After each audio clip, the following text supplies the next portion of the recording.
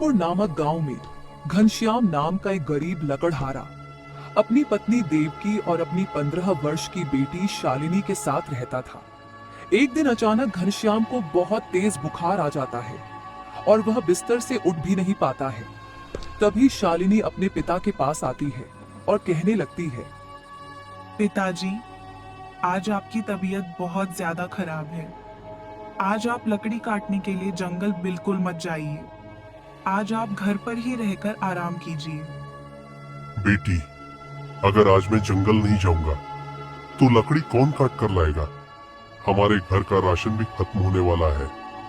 मेरा जंगल जाना बहुत जरूरी है। पिताजी, आप इस हालत में जंगल नहीं जा सकते। आज जंगल में जाऊंगी और लकड़ी काट कर लाऊंगी। आपने मुझे लकड़ी काटने का काम अच्छी तरह सिखाया है। घनश्याम और शालिनी की यह बात सुनकर पास ही खड़ी घनश्याम की पत्नी देवकी वहां आती है। देवकी अपने पति घनश्याम को समझाते हुए कहने लगती है, अजी, आप बेकार में ही चिंता कर रहे हैं। हमारी बेटी शालिनी अब बहुत समझदार और होनहार है। वह आपका काम अच्छी तरह से जानती है। आज आप घर पर आराम कीजिए। देवकी, तुम ठीक कह रही हो, लेकिन जंगल का माहौल आजकल ठीक नहीं चल रहा है।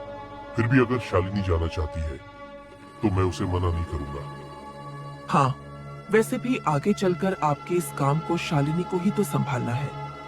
आज इसे एक मौका देकर देखिए। अगर यह काम सीख जाएगी तो आगे हमारे लिए अच्छा ही होगा। पिता की सहमति मिलने के बाद शालिनी लकड़ी काटने के लिए अपनी कुल्हाड़ी उठाती है। वह झोपड़ी के बिल्कुल बगल में रहने वाली अपनी सहेली चंपा के घर पहुंच जाती है और चंपा से कहने लगती है, चंपा, आज मेरे पिताजी की तबीयत बहुत ज्यादा खराब है, इसीलिए आज मुझे लकड़ी काटने के लिए जंगल जाना पड़ रहा है। क्या तुम आज मेरे साथ जंगल चलोगी? हाँ शालिनी, मैं बिल्कुल तुम्हारे साथ चलूंगी। वैसे भी आज मुझे घर पर कोई खास काम नहीं है। हम दोनों साथ चलेंगे तो रास्ता भी आसानी से कट जाएगा। ठीक है चंपा, तुम जल्दी से अपनी कुल्हाड़ी उठा लो। हमें दोपहर होने से पहले ही जंगल पहुंचना होगा ताकि हम समय पर लकड़ी काट सकें। हाँ शालिनी, मैं अभी अपनी कुल्हाड़ी लेकर आती हूँ। तुम यहीं पर मेरा इंतजार करो। हम दोनों मिलकर आज बहुत सारी लकड़ी काटेंगे। फिर शालिनी और चंपा दोनों अपनी अपनी कुल्हाड़ी लेकर जंगल की तरफ चल देती हैं। जंगल के मुख्य रास्ते से थोड़ा अंदर जाते ही वहां पहले से खड़े गांव के आवारा लड़के अनिल और उसके दोस्त उन्हें रोक लेते हैं। शालिनी एक सूखे पेड़ के पास रुककर चंपा से कहने लगती है, चंपा, मैं इस सूखे पेड़ की लकड़ियां काटने लगती हूँ। तुम ऐसा करो कि उस सामने वाले पेड़ के पास जाकर सूखी लकड़ियां इकट्ठा करो। ठीक है शालिनी, तुम यहीं पर काम करो। मैं उस सामने वाले पेड़ की तरफ जाती हूँ। अगर कोई बात हो तो मुझे आवाज लगा देना। शालिनी अपनी जगह पर लकड़ियां काटने लगती है और चंपा थोड़ी दूरी पर चली जाती है। तभी अनिल और उसके दोस्त चंपा को अकेला देखकर उसका रास्ता रोक लेते हैं। अनिल चंपा के पास आकर बोलने लगता है, अरे वो सुंदर लड़की, तुम इस घने जंगल में अकेली क्या कर रही हो? आओ हमारे पास बैठो, हमसे बातें करो। तुम लोग कौन हो और मेरा रास्ता क्यों रोक रहे हो? मुझे अपना काम करने दो और मेरे रास्ते से हट जाओ। तभी बीच में अनिल का दोस्त बोल पड़ता है, अरे वाह, इस लड़की में तो बहुत नखरे हैं। हम इतनी आसानी से तुम्हें जाने नहीं देंगे। आज तुम्हें हमारे साथ चलना ही होगा। तुम लोग मेरे साथ बदतमीजी मत करो। दूर हटो मुझसे। अगर तुम लोग पीछे नहीं हटे तो मैं शोर मचा दूंगी। चंपा जोर जोर से चिल्लाने लगती है। चंपा की आवाज सुनकर शालिनी हाथ में लकड़ी की एक मजबूत डंडी उठाकर तेजी से चंपा की तरफ भागती है। शालिनी तुरंत चंपा के सामने आकर खड़ी हो जाती है और अनिल से कहने लगती है, तुम सबकी यह हिम्मत कैसे हुई मेरी सहेली को हाथ लगाने की? पीछे हटो तुम सब। एक भली लड़की को अकेले देखकर तुम्हें शर्म नहीं आती? अरे ओ लड़की, तू बीच में मत पड़। तू अपना काम कर और यहाँ से चुपचाप निकल जा। तेरा इससे क्या लेना देना है? यह मेरी सहेली है और तुम इसके साथ बदतमीजी कर रहे हो। अगर तुम लोग अभी के अभी यहाँ से नहीं भागे तो मैं तुम सबकी खाल उधेड़ दूंगी। अच्छा, तू इतनी छोटी सी लड़की होकर हमें धमकी देगी? हम तो इसे छेड़ेंगे। तू जो कर सकती है कर ले। मैं इस बदतमीजी के खिलाफ आवाज उठाऊंगी और तुम लोगों को सबक सिखाकर रहूंगी। इतना कहते ही अनिल आगे बढ़ता है और शालिनी तुरंत उसके गाल पर एक जोरदार थप्पड़ मार देती है। शालिनी का यह रूप देखकर अनिल के दोस्त डर जाते हैं और अनिल पीछे हटते हुए कहने लगता है, लड़की, तूने मुझ पर हाथ उठाया है। तू जानती नहीं है कि मैं कौन हूँ। मैं अपने इस अपमान का बदला तुझसे जरूर लूंगा। मैं किसी से नहीं डरती। तुम जैसे आवारा लड़कों को सबक सिखाना मुझे अच्छी तरह आता है। यहाँ से दफा हो जाओ। अनिल का दोस्त शालिनी की बातों से डर जाता है और कहता है, अरे अनिल भाई, चलो यहाँ से। ये लड़की बहुत गुस्से में है और इसके हाथ में डंडी भी है। अभी यहाँ से चलना ही ठीक रहेगा। हाँ दोस्त, लेकिन मैं तुझसे अपना बदला जरूर लूंगा शालिनी। तुझे इस थप्पड़ की बहुत बड़ी कीमत चुकानी पड़ेगी। मैं तुझे इस गांव में रहने नहीं दूंगा। अनिल और उसके दोस्त वहां से भाग जाते हैं। तब शालिनी चंपा को संभालते हुए उससे कहने लगती है, चंपा, अब डरने की कोई जरूरत नहीं है। वे सब आवारा लड़के यहाँ से भाग चुके हैं। तुम बिल्कुल मत डरो, मैं तुम्हारे साथ हूँ। शालिनी, मुझे बहुत डर लग रहा है। अगर आज तुम समय पर नहीं आती तो वे लोग मेरे साथ कुछ भी गलत कर सकते थे। सहेली का फर्ज यही होता है। अब तुम रोना बंद करो और अपनी कुल्हाड़ी उठाओ। हम तुरंत घर वापस चलते हैं। हाँ शालिनी, अब मुझे यहाँ एक पल भी नहीं रुकना है। चलो जल्दी से यहाँ से निकलते हैं। शालिनी और चंपा लकड़ियां लेकर वापस अपने गांव की ओर चल देती है। रास्ते में चलते समय शालिनी चंपा की तरफ देखती है और उससे कहने लगती है, देख चंपा, जो कुछ भी आज जंगल में हुआ है, इस बारे में घर पर किसी को कुछ भी नहीं बताना है। अपने माता पिता से यह बात छुपा कर रखनी है। लेकिन शालिनी, उन लड़कों ने हमें धमकी दी है। क्या हमें घर पर नहीं बताना चाहिए? अगर वे फिर से आ गए तो क्या होगा?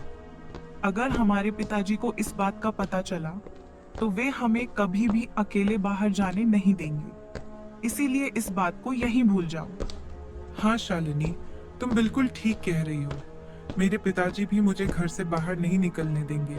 मैं घर पर किसी से कुछ नहीं कहूंगी। ठीक है, इस बात को यहीं खत्म समझो।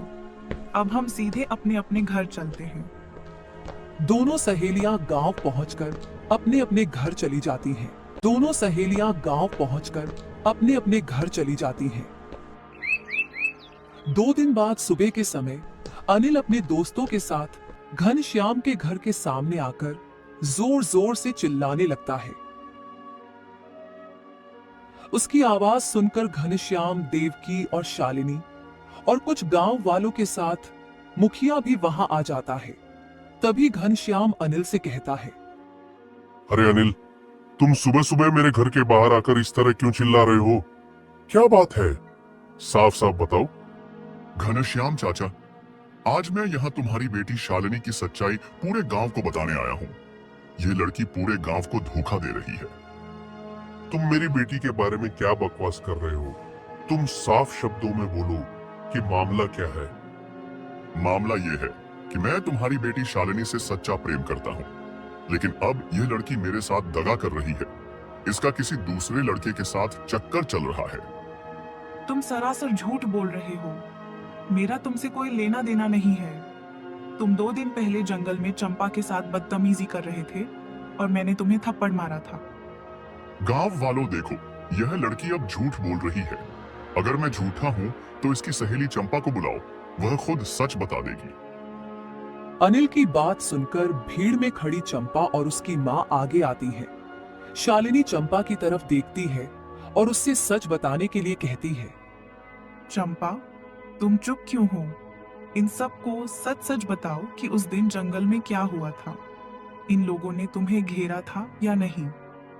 चंपा की मां उसका हाथ पकड़कर धीरे से कान में कहती है, बेटी तुम चुप रही हो, मुंह मत खोलियो। तब चंपा डर के मारे अपना सिर नीचे कर लेती है और भीड़ के सामने खड़ी होकर बिल्कुल चुप रहती है। चंपा को चुप देखकर अनिल गांव वालों से कहता है, देख लिया गांव वालों, चंपा भी चुप है। चंपा का चुप रहना ही इस बात का सबूत है कि शालिनी झूठी है और इसका चरित्र खराब है। चंपा, तुम झूठ का साथ क्यों दे रही हो? सच बोलो, वरना ये लोग मुझे गुनहगार समझ लेंगे। पिताजी, आप मेरी बात का विश्वास कीजिए। चंपा की चुप्पी देखकर गांव का मुखिया बहुत ज्यादा गुस्से में आ जाता है। वह आगे बढ़कर घनश्याम से कहने लगता है, घनश्याम, तुम्हारी बेटी ने पूरे गांव की नाक कटवा दी है। ऐसी लड़की को इस गांव में रहने का कोई अधिकार नहीं है। तुम इसे अभी के अभी यहाँ से निकालो। हाँ, मुखिया जी बिल्कुल ठीक कह रहे हैं। बेशरम लड़की, पूरे गांव की इज्जत मिटा दी है तूने। निकल जा यहाँ से।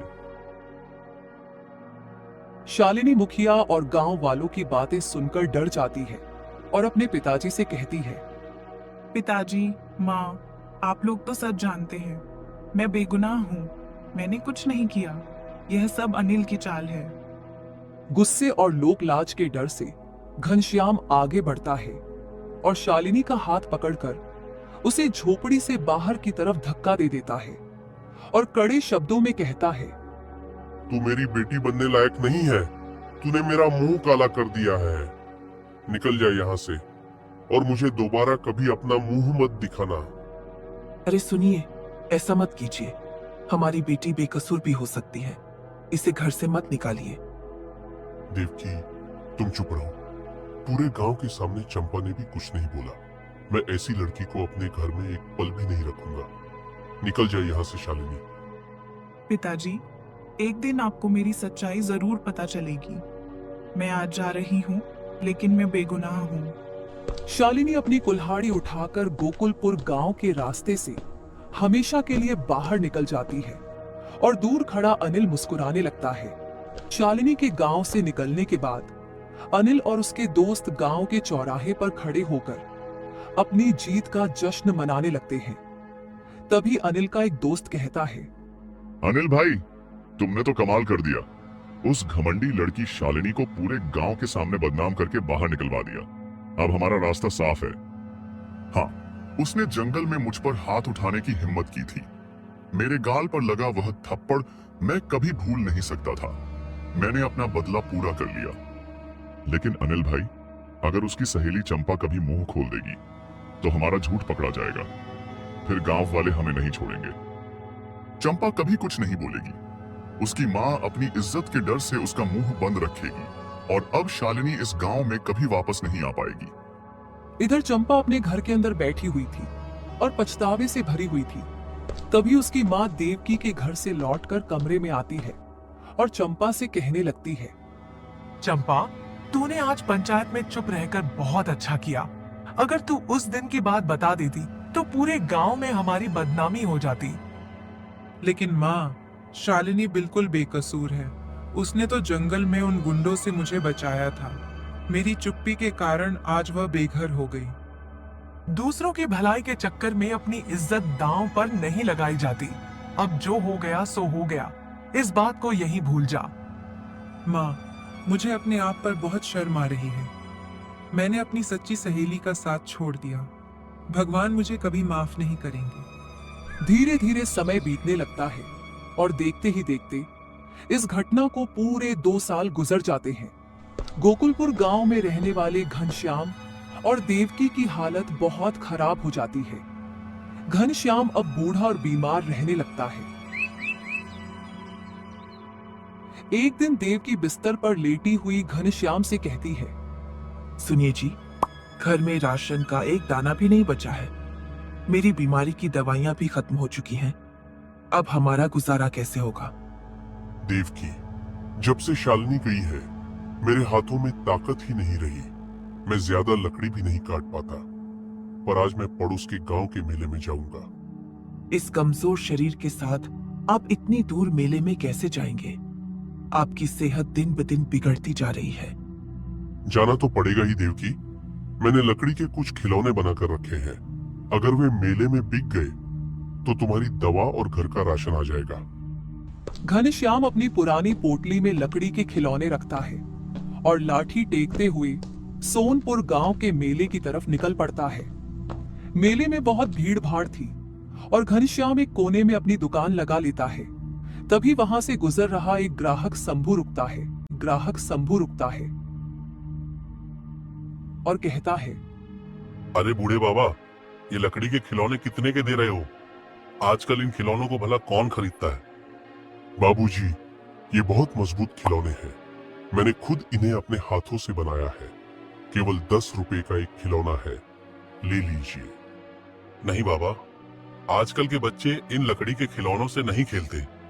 बाजार में प्लास्टिक के बहुत अच्छे खिलौने मिलते हैं, मैं यह नहीं लूंगा। बाबूजी, सुबह से एक भी खिलौना नहीं बिका है। मेरी पत्नी घर पर बहुत बीमार है।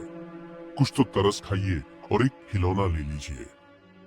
उसी मेले के दूसरे कोने पर शालिनी भी अपनी दुकान लगाए बैठी थी।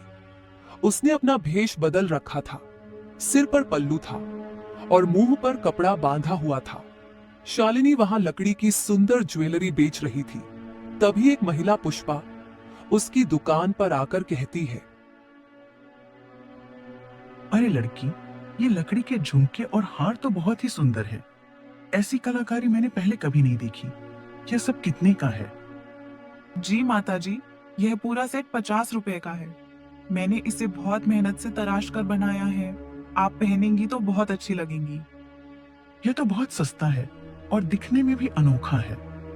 लाओ, मुझे ये 2 सेट दे दो और ये लो अपने पैसे। बहुत बहुत धन्यवाद माता जी, आपकी वजह से आज मेरी अच्छी बिक्री हो गई। आगे भी आइएगा। शालिनी पैसे रखकर राहत की सांस लेती है। तभी उसकी नजर थोड़ी दूरी पर बैठे अपने पिता घनश्याम पर पड़ती है, जो लाचार होकर अपने खिलौने देख रहे थे। मेले में आए शंभू और अनिल घनश्याम के पास खड़े होकर आपस में बात करने लगते हैं। अरे देखो, यह तो गोकुलपुर का घनश्याम लकड़हारा है। बेचारा कितना बुजुर्ग और लाचार हो गया है। इसकी पत्नी भी बहुत बीमार है। हाँ भाई, सही कह रहे हो। इसकी एक ही बेटी थी शालिनी, वह भी बदचलन निकली और घर से भाग गई। अगर आज वह होती तो अपने पिता का हाथ बटाती। घनश्याम भी क्या करे, उस बेटी का नाम सुनते ही वह भड़क जाता है। लेकिन बिना पैसों के अब यह बूढ़ा ज्यादा दिन जिंदा नहीं बचेगा। उन लोगों की बात सुनकर शालिनी को पता चलता है कि उसकी माँ बहुत बीमार है और पिता दाने दाने को तरस रहा है। शालिनी तुरंत एक योजना बनाती है। वह अपना मुंह अच्छी तरह ढककर घनश्याम की दुकान के पास पहुंचती है और कहती है, राम राम चाचा जी, मैंने देखा कि सुबह से आपके खिलौने नहीं बिके हैं। मुझे लकड़ी के काम की थोड़ी समझ है। क्या मैं आपकी मदद कर सकती हूँ? राम राम बेटी, तुम कौन हो और मेरी मदद क्यों करना चाहती हो? मेरे पास तुम्हें देने के लिए कोई पैसा नहीं है। चाचा जी, मेरा नाम राधा है और मैं इसी गांव में रहती हूँ। मेरे पिता भी बहुत बीमार हैं। मैं लकड़ी की ज्वेलरी बनाती हूँ। अगर आप मेरा सामान अपनी दुकान पर बेच दें तो दोनों का भला होगा। लेकिन बेटी, मेरे खिलौने ही कोई नहीं खरीद रहा, तो तुम्हारी ज्वेलरी कौन खरीदेगा और मुनाफा कैसे बांटेंगे? चाचा जी, मुझे बस थोड़ा सा पैसा दे देना जिससे मेरा गुजारा हो जाए। बाकी जितना भी मुनाफा होगा वह सब आप अपने पास रख लेना। घनश्याम इस बात के लिए तैयार हो जाता है। शालिनी अपनी बनाई हुई लकड़ी की ज्वेलरी घनश्याम की दुकान पर सजा देती है। शालिनी की बनाई हुई ज्वेलरी देखते ही मेले में आए लोगों की घनश्याम की दुकान पर भीड़ लग जाती है। एक नया ग्राहक बिट्टन आकर घनश्याम से कहता है, अरे बाबा, ये लकड़ी की अंगूठी और चूड़ियां तो कमाल की हैं। मुझे ये सब अपनी बेटी के लिए चाहिए। ये लीजिए 100 रुपए और सारा सामान पैक कर दीजिए। हाँ हाँ बाबूजी, अभी देता हूँ। बेटी राधा, तुमने तो आते ही मेरी दुकान का भाग्य बदल दिया। सारी ज्वेलरी बिक गई। मेले में सारा सामान बिक जाने के बाद शालिनी बहुत खुश होती है और अपने पिता से कहती है, चाचा जी, यह तो आपकी दुकान की बरकत है। यह लीजिए सारा पैसा। अब आप घर जाकर माँ के लिए राशन और दवाई खरीद सकते हैं। बेटी, तुम मेरे लिए भगवान का रूप बनकर आई हो। आज तुम्हारी वजह से मेरी बीमार पत्नी को दवा मिल पाएगी। तुम्हारा बहुत बहुत धन्यवाद। धन्यवाद की कोई जरूरत नहीं है चाचा जी। हम कल सुबह फिर इसी मेले में मिलेंगे और नया सामान बेचेंगे। आप अब घर जाइए। घनश्याम खुशी खुशी राशन और दवा लेने बाजार चला जाता है। शालिनी दूर खड़ी अपने पिता को जाते हुए देखती है और अपनी मेहनत से मां की मदद कर पाने पर संतोष महसूस करती है। इसी तरह धीरे धीरे 4 दिन बीत जाते हैं। मेले के 5वें दिन घनश्याम और शालिनी अपनी दुकान पर सामान बेच रहे थे। तभी वहां शहर के अमीर सेठ दीनानाथ आते हैं। और घनश्याम से कहने लगते हैं, अरे बाबा, इस लड़की ने जो लकड़ी की ज्वेलरी बनाई है वो बहुत सुंदर है। क्या यह लड़की लकड़ी का कोई दूसरा सामान भी बना सकती है? हाँ सेठ जी, यह बेटी राधा बहुत ही होनहार कलाकार है। यह लकड़ी से कुछ भी बना सकती है। बताइए आपको क्या बनवाना है? बेटी राधा, मुझे तुमसे लकड़ी का एक नकली पैर बनवाना है। क्या तुम मेरे लिए एक मजबूत नकली पैर बना सकती हो? क्षमा कीजिए सेठ जी, मैं केवल छोटे खिलौने और ज्वेलरी ही बनाती हूँ। मैं नकली पैर नहीं बना सकती। आप किसी बड़े कारीगर के पास जाइए। तभी पास खड़ा घनश्याम शालिनी की तरफ देखता है और उसे समझाने लगता है, बेटी राधा, मना मत करो। धर्म के काम में कभी पीछे नहीं हटते हैं। अगर तुम्हारे हुनर से किसी लाचार व्यक्ति की मदद हो सकती है तो तुम्हें यह पैर जरूर बनाना चाहिए। हाँ बेटी, तुम्हारे चाचा जी बिल्कुल ठीक कह रहे हैं। एक बड़े हादसे में मेरे बेटे का एक पैर चला गया है। वह व्हील चेयर से उठ भी नहीं पाता। जैसे ही शालिनी ने व्हील्स चेयर की बात सुनी, वो कुछ सोचती है और फिर कहती है, ठीक है चाचा जी, अगर आप कह रहे हैं तो मैं मना नहीं करूंगी। सेठ जी, मुझे 2 दिन का समय दीजिए, मैं पैर तैयार कर दूंगी। 2 दिन बाद लकड़ी का पैर बनकर तैयार हो जाता है। तभी सेठ दीनानाथ दोबारा घनश्याम की दुकान पर आता है और कहता है, बेटी राधा, क्या मेरे बेटे का लकड़ी का पैर तैयार हो गया है? आज मेले का आखिरी दिन है। मुझे कल सुबह ही शहर वापस लौटना है। हाँ सेठ जी, यह देखिए, मैंने आपके बेटे के नाप के हिसाब से यह मजबूत लकड़ी का पैर तैयार कर दिया है। आप इसे ले जा सकते हैं। बेटी, तुमने पैर तो बहुत ही सुंदर और मजबूत बनाया है, लेकिन इसे पैर में फिट कैसे करना है यह तो तुम ही जानती हो। तुम मेरे साथ तंबू तक चलो। सेठ दीनानाथ की बात सुनकर घनश्याम बीच में बोल पड़ता है, हाँ बेटी राधा, तुम सेठ जी के साथ चली जाओ और उनके बेटे के पैर में इसे अच्छी तरह फिट करके वापस आ जाओ। मैं दुकान पर ही तुम्हारा इंतजार कर रहा हूँ। शालिनी लकड़ी का पैर लेकर सेठ के साथ उनके तंबू के पास पहुंचती है। वहां व्हील चेयर पर अनिल बैठा था। अनिल को देखकर शालिनी सेठ से कहने लगती है, सेठ जी, मैं इस लड़के की कोई मदद नहीं करूंगी। मैं इसे यह लकड़ी का पैर बिल्कुल नहीं दूंगी। मैं अभी यहाँ से वापस जा रही हूँ। अरे बेटी राधा, अचानक तुम्हें क्या हुआ? तुम मेरे बेटे को देखकर इस तरह मना क्यों कर रही हो? क्या तुम इसे पहले से जानती हो? सेठ जी, ये आपका बेटा अनिल है। ये एक नंबर का झूठा और मक्कार लड़का है। मैं इसके पैर में यह लकड़ी का पैर कभी फिट नहीं करूंगी। अनिल ने जैसे ही शालिनी को देखा, वो उसे पहचान गया और उसे सारी बात याद आ गई। और फिर वो अपने पिताजी से कहने लगा, पिताजी, यह राधा नहीं है, यह तो हमारे ही गांव की शालिनी है। यह वही लड़की है जिसे 2 साल पहले मैंने पूरे गांव के सामने बदनाम करके घर से निकलवाया था। तब तक घनश्याम भी उस तंबू के पास आ जाता है। घनश्याम को देखकर शालिनी अपने चेहरे से कपड़ा हटा देती है और कहने लगती है, पिताजी, मैं आपकी बेटी शालिनी हूँ। मैं 2 साल से आपसे अलग रहकर इस मेले में भेष बदलकर काम करती थी। कुछ दिनों से आपकी मदद कर रही थी ताकि माँ की दवा आ सके। शालिनी मेरी बेटी, तुम यहाँ हो और तुम इस अमीर सेठ के बेटे अनिल को कैसे जानती हो? यहाँ क्या मामला चल रहा है, मुझे साफ साफ बताओ। पिताजी, 2 साल पहले इसी अनिल ने चंपा को जंगल में घेरा था। मैंने चंपा को बचाया और इसे थप्पड़ मारा था। उसी का बदला लेने के लिए इसने मुझ पर झूठा आरोप लगाया था। हाँ घनश्याम चाचा, शालिनी बिल्कुल सच कह रही है। उस दिन मैंने अपने अपमान का बदला लेने के लिए पूरे गांव के सामने शालिनी पर झूठा आरोप लगाया था। मैं अपने कर्मों की सजा पा चुका हूँ। अनिल की जुबानी सारा सच सुनने के बाद घनश्याम की आंखों में पश्चाताप के आंसू आ जाते हैं। वह तुरंत अपनी बेटी शालिनी के बिल्कुल पास आता है और उससे सीधे शब्दों में बात करने लगता है। शालिनी मेरी बेटी, मुझे अपनी इस बहुत बड़ी भूल के लिए माफ कर दो। मैंने समाज और गांव वालों के झूठे दबाव में आकर अपनी ही बेकसूर और होनहार बेटी पर भरोसा नहीं किया।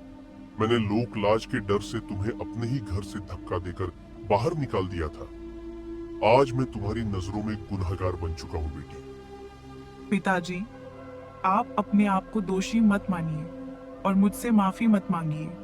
उस समय हालात ही कुछ ऐसे बन गए थे कि चंपा की चुप्पी ने मुझे पूरे गांव के सामने गुनहगार साबित कर दिया था। मुझे आपसे या माँ से कोई भी शिकायत नहीं है। मैं तो बस आप दोनों की बीमारी और लाचारी दूर करना चाहती थी। अनिल के ही कारण शालिनी अपने परिवार से अलग हुई थी। इस बात का उसे बहुत दुख था। तभी वो बीच में बोल पड़ा। शालिनी, जब मैं तुम पर वह झूठा और घिनौना आरोप लगाकर वहां से शहर की तरफ जा रहा था, तब रास्ते में मेरा एक बहुत भयानक एक्सीडेंट हो गया था। उस हादसे में मैंने अपना एक पैर हमेशा के लिए गवा दिया। यह तुम्हारी बेगुनाही और तुम्हारी बद्दुआ का ही असर है जो मुझे भुगतना पड़ रहा है। मैं अपने कर्मों की सजा पा चुका हूँ, मुझे माफ कर दो। अपने सगे बेटे के मुंह से इतनी बड़ी और घिनौनी करतूत सुनकर सेठ दीनानाथ गुस्से से लाल हो जाते हैं। वे तुरंत अनिल के पास आते हैं और कड़े शब्दों में उससे कहने लगते हैं। अनिल, तूने इतना घटिया और घिनौना काम किया है कि मुझे आज तुझे अपना बेटा कहने में भी बहुत बड़ी शर्म आ रही है। तूने अपने मामूली से अपमान का बदला लेने के लिए एक भली और मासूम लड़की की पूरी जिंदगी बर्बाद कर दी। तूने उसके पूरे परिवार को समाज के सामने बदनाम कर दिया। पिताजी, मुझसे बहुत बड़ी और अक्षम्य भूल हुई थी। मैं अपनी उस पुरानी गलती को अब हर हाल में सुधारना चाहता हूँ। मैं शालिनी की बेगुनाही का पूरा सबूत आज इसी वक्त पूरे गांव के सामने खुद अपने मुंह से दूंगा। मैं अपनी सजा काटने और समाज के सामने सच कबूल करने के लिए पूरी तरह तैयार हूँ। हाँ अनिल, तू बिल्कुल ठीक कह रहा है। तू अभी इसी वक्त हमारे साथ वापस गोकुलपुर गांव चलेगा। तू उसी चौराहे पर खड़ा होकर सबके सामने अपना झूठ कबूल करेगा जहां तूने 2 साल पहले इस मासूम लड़की को भरे समाज में बदनाम किया था। इसके बिना तेरा प्रायश्चित पूरा नहीं हो। फिर सेठ दीनानाथ, अनिल, घनश्याम और शालिनी सभी लोग मिलकर वापस गोकुलपुर गांव के मुख्य चौराहे पर पहुंचते हैं। अनिल व्हील चेयर पर बैठकर पूरे गांव वालों और मुखिया को इकट्ठा करता है और कहता है। सुनिए गांव के मुखिया जी और सभी गांव वालों, आज मैं आप सबके सामने एक बहुत बड़ा सच बताने आया हूँ। 2 साल पहले मैंने इस मासूम लड़की शालिनी पर जो भी चरित्रहीन होने के आरोप लगाए थे, वे सब पूरी तरह झूठे और मनगढ़ंत थे। शालिनी बिल्कुल पवित्र और बेकसूर है। इसने कोई भी गलत काम नहीं किया था। अरे अनिल, तुम ये क्या बकवास कर रहे हो? उस दिन तो शालिनी की सहेली चंपा भी पंचायत में बिल्कुल चुप खड़ी थी। अगर तुम झूठ बोल रहे थे तो फिर तुमने ऐसा भयानक षड्यंत्र क्यों रचा था? हमें साफ साफ बताओ कि असली मामला क्या था। मुखिया जी, उस दिन जंगल में मैं चंपा के साथ बदतमीजी कर रहा था। शालिनी ने अपनी सहेली को बचाया था और मुझे सबके सामने एक जोरदार थप्पड़ मारा था। उसी थप्पड़ का बदला लेने के लिए मैंने इसके चरित्र पर झूठा इल्जाम लगाया था। चंपा अपनी इज्जत के डर से और अपनी माँ के कहने पर चुप रह गई थी। अनिल का यह भयानक सच सुनकर मुखिया और बाकी सभी गांव वाले हैरान रह जाते हैं। तभी सेठ दीनानाथ आगे बढ़ते हैं और घनश्याम के सामने अपने हाथ जोड़कर कहने लगते हैं। घनश्याम जी, मेरे बेटे ने जो भयानक पाप किया था उसकी सजा कुदरत ने उसे पहले ही दे दी है। वह अपना एक पैर हमेशा के लिए गवा चुका है और लाचार हो चुका है। मैं अपने इस पापी बेटे की तरफ से आप सभी से हाथ जोड़कर क्षमा मांगता हूँ। सेठ जी, आप बहुत बड़े दयालु और अमीर आदमी हैं। आप हमारे सामने इस तरह हाथ मत जोड़िए और माफी मत मांगिए। आज पूरे गांव के सामने मेरी बेटी का खोया हुआ सम्मान वापस आ गया और उसकी बेगुनाही साबित हो गई। मेरे लिए यही दुनिया की सबसे बड़ी बात है। घनश्याम जी, मैं आपकी इस बहुत ही होनहार, संस्कारी और स्वाभिमानी बेटी शालिनी का हाथ अपने बेटे अनिल के लिए मांगता हूँ। मैं इसे अपने घर की लक्ष्मी बनाना चाहता हूँ। अगर आपको और बेटी शालिनी को इस रिश्ते से कोई ऐतराज ना हो तो आप हमें अपनी सहमति दे दीजिए। सेठ की बात सुनकर शालिनी दंग रह जाती है और वो घबराकर कहती है, सेठ जी, मैं आपकी बहुत इज्जत करती हूँ, लेकिन मैं एक ऐसे लड़के से शादी कैसे कर सकती हूँ जिसने भरे समाज में मेरे चरित्र को खराब करने की कोशिश की थी, जिसने मुझे मेरे माता पिता से 2 साल तक अलग रखा। मैं इस शादी के लिए किसी भी कीमत पर तैयार नहीं हूँ। शालिनी की बात सुनकर अनिल अपनी व्हीलचेयर से नीचे जमीन पर उतर आता है। वह रेंगते हुए शालिनी के पैरों के पास पहुंचता है और उसके पैर पकड़कर कहने लगता है, शालिनी, मैं पूरी तरह बदल चुका हूँ। तुमने मेरे उस घिनौने अतीत को भूलकर अपने पवित्र हाथों से मेरे लिए यह लकड़ी का नकली पैर बनाया है। तुमने मेरी लाचारी को दूर किया है। मैं जीवन भर एक गुलाम की तरह तुम्हारी सेवा करूंगा और तुम्हें पलकों पर रखूंगा। मुझे एक मौका देकर स्वीकार कर लो। देख बेटी शालिनी, अनिल को अपने किए की बहुत बड़ी सजा मिल चुकी है और वह अब पूरी तरह सुधर चुका है। दीनानाथ सेठ जी तुम्हें पूरे मान सम्मान के साथ अपने घर की बहू बनाकर ले जाना चाहते हैं। मैं तुम्हें इससे अच्छा घर और वर कभी नहीं दे पाऊंगा बेटी। तुम अपने इस बूढ़े पिता की खातिर हाँ कह दो। अनिल के पश्चाताप को देखकर और अपने पिता की विनती सुनकर शालिनी का मन पिघल गया और वो कहने लगी, ठीक है पिताजी, अगर आप और सेठ जी यही चाहते हैं तो मैं आपकी बात को टाल नहीं सकती।